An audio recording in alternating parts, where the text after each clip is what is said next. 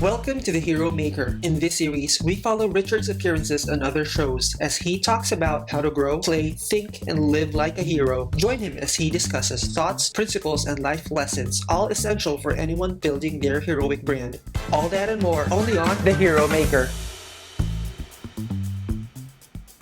One of the things that I learned at the good old Bible college was that 90% of contention in relationships is because of unmet expectations. And that is true in every type of relationship: employer, staff, husband, wife, parent, child, doesn't matter what it is. If you have friction in that relationship, if you remember back to your children being at home, right?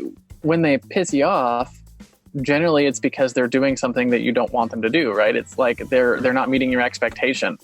And the first question you have to ask yourself when you have the negative feelings or whatever it is what are my expectations that weren't being met?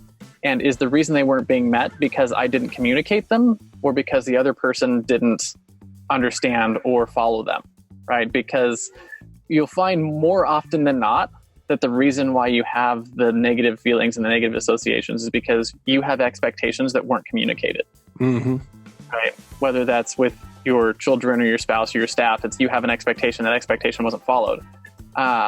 And my rule with my staff, at least, is I pretty much 110% of the time assume if I didn't get something back right, or the way that I asked it for, or the way that I think I asked for it, is that the problem was with me and my communication of my expectations.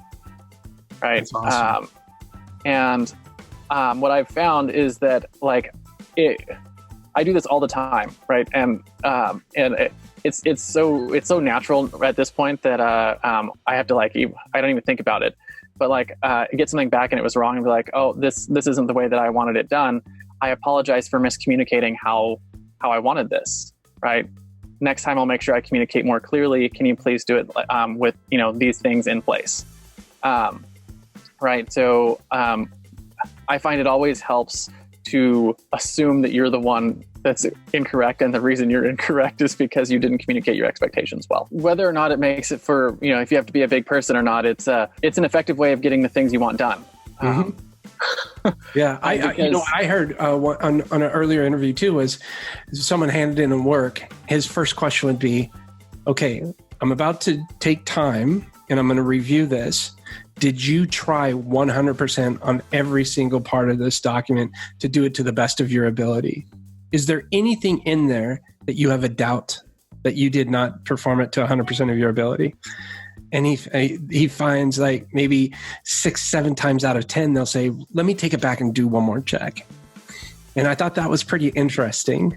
And then instead of him wasting his time on a document that maybe not have been complete or up to his standards, now, granted, you have to give them a list of expectations of what you're looking for. But I thought that was a pretty cool way of looking at it. And you're not telling them, oh, this is terrible, you did this wrong, but you're saying, are you sure you did it to the best of your ability? And it was really neat. Yeah.